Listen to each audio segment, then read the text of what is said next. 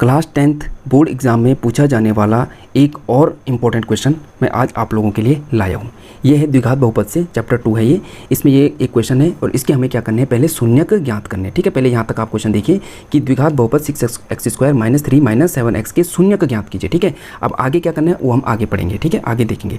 तो पहले मैंने क्वेश्चन लिख दिया है और ये मैंने लिख दिया है। ठीक है, अब हम पहले इसके क्या करेंगे, शून्यक ज्ञात करेंगे। ठीक है, तो देखिए पहली बात हमने क्या करनी है कि पहले हमें हमेशा बेटा एक चीज़ ध्यान रखनी है कि क्वेश्चन को देखना है, क्या जो क्वेश्चन है क्या वो अपने सही रूप में है या नहीं है। तो यहाँ पे आप क्वेश्चन देख रहे होंगे कि हमारा जो इसका व्यापक रूप होता है, देखिए अगर द्विघात बहुपद का आप व्यापक रूप देखोगे तो क्या होता है ax² + bx + c। इसमें क्या होता है, x जो होता है, x की जो घात होती है वो घटते क्रम होता है। x की घात 2, यहाँ पे x की घात 1 है, यहाँ पे कुछ नहीं है। ठीक है, तो यहाँ पे x की घात क्या होती है, वैसे 0 होती है। तो इसी प्रकार से यहाँ पे अगर आप देखोगे तो x² है और x इधर आ गया, तो इसको हमें थोड़ा चेंज करना है। ठीक है, तो हम क्या कर देंगे 6x² यहाँ लिखेंगे और -7x को पहले लिखेंगे और फिर माइनस का 3। ठीक है, ये अब हमने इसको अच्छे रूप से व्यवस्थित कर दिया है। ऐसा क्यों किया, इसके पीछे भी रीज़न है। देखिए अब करना क्या है हमने कि जो हमारा अचर पद है, ये क्या होता है अचर पद, और ये होता है x² का गुणांक जो x² के बगल में चिपक रखा है, और जो हमारा अचर पद है इन दोनों का हमें क्या करना है बच्चों, गुणा करना है। इन दोनों का क्या करना है, गुणा। तो 6 3 कितना होता है 18। इन दोनों का हमने गुणा कर दिया और गुणा करके हमारे पास कितना है 18। अब हमने इस 18 के इन दोनों के गुणा करके 18 है। अब इस 18 के ऐसे टुकड़े करने हैं जिनको जोड़ के या घटा के क्या है 7 आए, जोड़ के या घटा के। ठीक है, वो हम आगे देख लेंगे। तो देखिए इसके गुणनखंड लिख देते हैं। कैसे लिखेंगे, जैसे 1 से लिखेंगे तो 1 का पारा 18 × 18, 2 से जाता है बिल्कुल जाता है 9 दूनी 18, 3 से जाता है 6 3 18, और देखिए 4 से नहीं जाता है, 5 से जाता है इसमें भाग, 6 से जाता है तो 6 का तो हो गया है ना, 3 × 18 लिखो चाहे 6 3 18 बात है। तो ये इसके टोटल गुणनखंड हो गए। अब इन गुणनखंडों में से कौन सा ऐसा गुणनखंड का जोड़ा है जिसको जोड़ के या घटा के 7 आ रहा होगा। तो देखिए इससे तो आएगा नहीं, देखो 18 × 19 और ये हो जाएगा 7 नहीं होगा, ये हो जाएगा 6 3 9 और 6 में 3 गए थी, ये भी नहीं है, तो ये वाला है। ठीक है, अगर हम 9 में से 2 को घटाएंगे तो हमारे पास क्या आएगा 7 आएगा।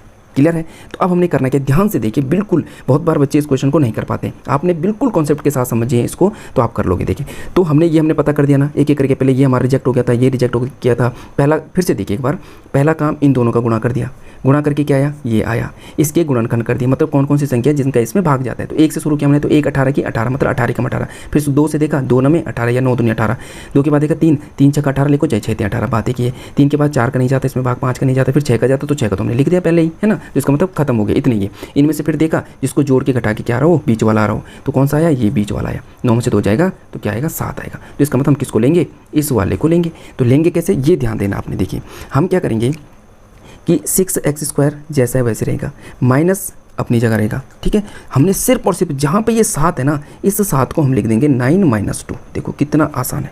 ठीक है, और बाकी x भी अपनी जगह और -3 सब अपनी जगह है। ठीक है, यहाँ अलग कर देते हैं इसको, कोई दिक्कत हुई। मैंने क्या कहा 7 को मैंने 9 ऋण 2 लिख दिया बस, वो भी ब्रैकेट के अंदर। ये ध्यान रखना, ये किसके अंदर लिखा मैंने, ब्रैकेट के अंदर। अभी देखो ऋण भी बाहर है, ये वाला ऋण भी बाहर है और ये x भी मैंने अभी बाहर रखा हुआ। ठीक है, अब देखिए अब क्या होगा, 6x², अभी ऋण को बाहर ही रहने दो आप, x को अंदर ले आओ, तो x अंदर आएगा तो ये हो जाएगा 9x, और यहाँ पे हो जाएगा 2x और फिर भी -3। देखिए अब आप 9x में से 2x चले जाएंगे तो बताओ 7x बचेगा कि नहीं बचेगा, बिल्कुल बचेगा। अच्छा अब हमारा काम क्या, इस ऋण को इसके अंदर, ये जो ब्रैकेट लगा हुआ बच्चों ये इस ऋण की वजह से है, क्योंकि ये ऋण अब अंदर घुसेगा, जैसे ये अंदर घुसेगा तो ये ब्रैकेट गायब हो जाएगा। ठीक है, तो देखिए 6x², अब ये ऋण अंदर जाएगा तो यहाँ पे 9 के पास कोई चिन्ह नहीं है, जहाँ पे कोई चिन्ह नहीं होता वहाँ पे क्या होता है, धन होता है। तो धन गुणा ऋण बराबर क्या हो जाएगा, ऋण का 9x। अब ये 9x क्या बन गया, ऋण का बन गया। अब ये ऋण इसके पास भी जाएगा तो ये ऋण है, यहाँ भी ऋण है, तो ऋण ऋण मिलकर क्या कर देते, ऋण गुणा ऋण बराबर धन, और ये हो जाएगा 2x - 3। अब हमें यहाँ पे थोड़ा सा रिचेक करना है। रिचेक क्या करना है, देखिए आप देखिए कि माइनस के 9x में से धन के 2x जाएंगे, माइनस के 9x में से धन के 2x जाएंगे तो क्या बचेगा, ये विपरीत चिन्ह है ना, घट जाएंगे तो बताइए ऋण के 7x बचेगा नहीं बचेगा। देखिए 9 ये ऋण का है, ये धन का है, विपरीत चिन्ह घट जाएंगे, तो 9 में से 2 जाएगा, कितना बचेगा 7। चिन्ह किसका जो बड़ा है, तो 9 बड़ा है, तो देखो ऋण। तो बिल्कुल हम क्या कर रहे हैं, हमारा जो क्वेश्चन है बिल्कुल सही जा रहा है। तो अब जब हमने ये चेक कर दिया, ठीक है, चेक करने के बाद अब हम क्या करेंगे, देखिए हमारे पास कितने पद, आपने पद में देखा होगा बहुपद में पद के प्रकार होते हैं। ठीक है, तो इसमें कितने पद हो गए, 1 2 3 और 4 पद हो गए। तो हम क्या करेंगे, दोनों दो पदों का जोड़ा बनाएंगे। एक पद का जोड़ा इधर हो गया, एक बीच में जो ये धन है, इस धन के इधर 2 पद और इस धन के इधर 2 पद।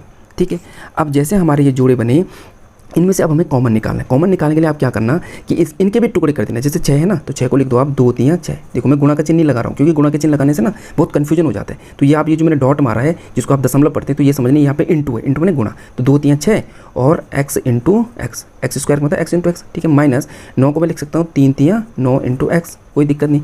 ये जो प्लस का चिन्ह है ये तो हमारा बीच वाला हिस्सा होगा, यहाँ हमारा कुछ है नहीं, या तो कुछ है नहीं कॉमन के लिए, तो 2 इंटू एक्स - 3, इसको ऐसे रहने दो। अब देखिए आप कि ये यही है वो जोड़े, एक जोड़ो तो इधर वाला है और एक जोड़ा इधर वाला है। तो देखिए क्या आ रहा है कॉमन। तो अगर आप ध्यान से देखेंगे तो यहाँ भी हमारे पास 3 है, यहाँ भी 3 है, यहाँ भी x है और यहाँ भी x है। तो हम क्या करेंगे बच्चों, 3x उठाएंगे और इसको बाहर कर देंगे। यहाँ से 3x उठा दिया हमने, बाहर कर दिया। तो जब यहाँ का 3x बाहर गया तो यहाँ क्या बचा, 2x बचा। ठीक है, बीच में ऋण का है। यहाँ से भी 3 और x ये बाहर चले गए, ये देखिए। तो यहाँ पे क्या बचा हमारे पास, 3 बचा हुआ है। प्लस अब यहाँ पे कुछ भी नहीं है कॉमन, कुछ नहीं होता तो क्या करते हैं, 1 निकाल देते हैं, 2x माइनस का 3। देखिए अब यहाँ पे भी हमें एक चीज़ चेक करनी है। क्या चेक करनी है कि देखिए जो ये वाला ब्रैकेट है और जो ये वाला ब्रैकेट है, क्या ये एक जैसे हैं, बिल्कुल चिन्ह के साथ देखिए तो बिल्कुल बराबर है। 2x माइनस 2x माइनस 3 बराबर है। तो अब हम क्या करेंगे, इस वाले को भी इधर ले आएंगे। पूरे के पूरे ब्रैकेट को 2x माइनस 3 को हमने उठा के इधर कर दिया। जैसे ही हमने इस पूरे को उठा के बाहर किया, यहाँ से भी और यहाँ से भी, तो अब बताओ जब इस प्लस के इधर से ये पूरा ब्रैकेट गायब हुआ, इधर उठा के हमने बाहर कर दिया, तो यहाँ क्या बचा होगा, 3x बचा होगा। ठीक है, बीच में प्लस है। इसी प्रकार इस प्लस के इधर से जब मैंने इसको उठा के बाहर किया होगा तो क्या बचा होगा, +1 बचा होगा। तो देखिए ये हमारे क्या आ गए, ये हमारे इसके गुणनखंड आ गए। क्या आ गए, गुणनखंड। अब चूंकि हमें क्या निकालने हैं, शून्यक निकालने हैं। शून्यक माने, शून्यक क्या होता है, x का वह मान, ठीक है, किसी बहुपद में x का वह मान जिस पर वह क्या हो जाए, 0 हो जाए। मतलब x का वह मान जिस पर ये दिया गया बहुपद क्या हो जाए, शून्य हो जाए, उसी को हम कहते हैं शून्यक। ठीक है, तो शून्यक के लिए हम क्या करेंगे बच्चों, यहाँ पे लिख लेंगे शून्यक के लिए। तो शून्यक के लिए हमें क्या करना पड़ेगा, इन दोनों को 0 के बराबर रखना पड़ेगा। क्यों, क्योंकि तभी तो 0 होंगे, 0 के बराबर, तभी तो 0 का मान हमें पता चलेगा कि किस मान पर ये 0 हो रहे हैं। इसके बराबर भी हमने 0 कर दिया और यहाँ पे भी हमने 3x + 1 बराबर 0। अब देखिए तो ये ऋण का 3 उधर जाके क्या हो जाएगा, ये हो जाएगा धन का 3। इन दोनों में गुणा का रिलेशन है, उधर जाके क्या हो जाएगा, भाग करते हो जाएगा 3/2। x का मान कितना आ गया हमारे पास, 3/2, एक मान ही आ गया। यहाँ पे भी देखिए 3x ऐसे रहेगा, प्लस का 1 उधर जाके क्या हो जाएगा, माइनस का 1, ये इंटू में उधर जाके क्या हो जाएगा, -1/3। तो ये हमारा आ गया 2 मान। ठीक है, हमारे x के मान 2 क्यों आए, क्योंकि ये द्विघात बहुपद है। x की जितनी घात होगी हमारे पास x के उतने ही मान आएंगे। अगर x की घात 1 होती तो x के मान 1 आएंगे, x की घात 3 होगी तो x के 3 मान आएंगे। ठीक है, तो शून्य के लिए हमने इसको बराबर में 0 किया। हम डायरेक्ट बराबर 0 नहीं कर देंगे। अगर हम डायरेक्ट बराबर 0 कर देंगे तो ये तो फिर समीकरण हो जाएगा। ठीक है, तो हमको इसको 0 करने के लिए हमें यहाँ पे लिखना पड़ेगा कि हम शून्यक कर रहे हैं, भाई शून्यक निकाल रहे हैं। तो शून्यक निकाल रहे हैं इसलिए हमने बराबर में 0 लगाया है। तो इस प्रकार से बच्चों हमारे 2 मान आ गए। ठीक है, तो x के मान ये हो गए कि मतलब अगर मैं इस बहुपद में x की जगह पे 3/2 रखता हूँ या मैं ऋण 1/3 रखता हूँ, यहाँ पे भी और यहाँ पे भी, तो ये मेरा बहुपद क्या हो जाएगा, शून्य हो जाएगा। ये है इसका मतलब। अच्छा जी, इतना हमने कर दिया है। अभी हमने क्वेश्चन का 50% हिस्सा किया है। अब हमने क्या करना है, शून्यक और गुणांकों के बीच के संबंध की सत्यता की हमें जाँच करनी है। ठीक है, अब हमें इनके संबंध क्या होते हैं इसकी जाँच करनी है। तो इसके लिए क्या करना है, ठीक है, लिख देते हैं सत्यता की जाँच। यहाँ पे लिख देते हैं सत्यता की जाँच।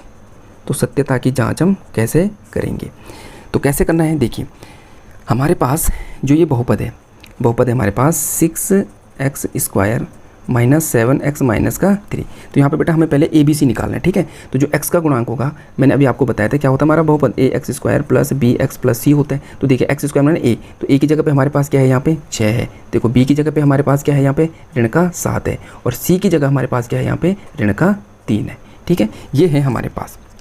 ठीक है, इनको हम अलग से दिखा देते हैं। यहाँ पे ये हमारे पास ABC का मान है। अब देखिए सूत्र होता है हमारे पास शून्यकों का योगफल। ये फॉर्मूला होता है हमारे पास, शून्यकों का योगफल अल्फा प्लस बीटा बराबर होता है -b/a। ठीक है, ये हमारे पास फॉर्मूला होता है शून्यकों का योगफल। ठीक है, तो हम क्या करेंगे, अब यहाँ पे हम एक चीज़ और कर लेते हैं कि जो हमारे ये मान आए, जैसे x के मान 2 आए तो इनके मान रख देते हैं हम, मान इनका नाम रख देते हैं हम। अल्फ़ा a को लिखेंगे हम अल्फ़ा = 3/2 और बीटा = -1/3। ये हम इनको इनके नाम रख देते हैं। ठीक है, क्योंकि जो हमारे शून्यक निकले, शून्य के x के जो मान आए ना, x के मान एक ये है और ये के है। ठीक है, और इसमें जो हम शून्यक मानते हैं वो मानते हैं हम अल्फा और बीटा। तो इसका मतलब अल्फा और बीटा के मान हमारे पास आ गए, एक आए 3/2, एक आए ऋण 1/3। तो अल्फा बीटा कोई भी हो सकता है, इसको इधर इधर कर सकते हैं, कोई दिक्कत नहीं। ठीक है, तो अब हमें करना है, देखिए तो अल्फा प्लस बीटा, तो अल्फा की जगह हम रख देंगे 3/2। ठीक है, प्लस की जगह प्लस और -1/3, तो ये आ जाएगा -1/3 बराबर में माइनस का माइनस बी की जगह देखिए, बी की जगह क्या है, ऋण का 7 है। ठीक है, और अपॉन ए में कितना है, 6 है। इसको हल करना है हमने। देखिए तो 3 दूनी कितना होता है, 6 होता है, 3 3 कितना होता है, 9। भिन्न तो आपको पता ही है, तो 2 ही कम कितना होता है बच्चों, 2। और प्लस माइनस का क्या हो जाएगा यहाँ पे, माइनस।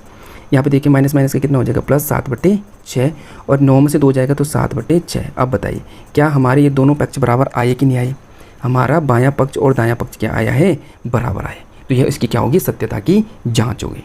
ठीक है, इसी प्रकार हम करेंगे शून्यकों के गुणनफल के लिए। ठीक है, अब हम करेंगे शून्यकों का गुणनफल। मैंने लिख दिया कि अल्फा की जगह क्या था, अल्फा का मान था 3/2, बीटा का था -1/3 और सी था -3 और ए था 6, ये हमने लिख दिया। अब देखिए मैंने आपको बताया था, ठीक है, कि जो जब गुणा करते हैं भिन्नों का तो उसमें क्रॉस में चीज़ें क्या होती है, कट जाती है। तो 3 कम 3 3 कम 3, तो ये हो जाएगा 1 एकम 1 माइनस का 1 और 2 एकम 2 माइनस का 1/2। यहाँ पे देखिए 3 कम 3 3 दूनी 6, यहाँ भी आ गया माइनस का 1/2। तो देखिए क्या हमारा दायां पक्ष और बायां पक्ष बराबर है या नहीं है। तो यही हमारी क्या हो जाती है, सत्यता की जाँच हो जाती है। तो आई होप आपको ये क्वेश्चन समझ में आया होगा। और बच्चों अगर आपको ये क्वेश्चन समझ में आया है तो इसी प्रकार के जितने भी क्वेश्चन प्रश्नावली में दे रखे हैं उन सारे क्वेश्चनों को आपने घर में लगाना है, प्रैक्टिस करनी है। अगर नहीं आएगा तो आप कमेंट बॉक्स में कमेंट करें, मैं उन क्वेश्चनों को भी आपको बता दूंगा। तो अगर आपको वीडियो अच्छी लगी है तो वीडियो को लाइक जरूर करें और चैनल को सब्सक्राइब जरूर कर दें। मिलते हैं नेक्स्ट वीडियो में। Thanks for watching.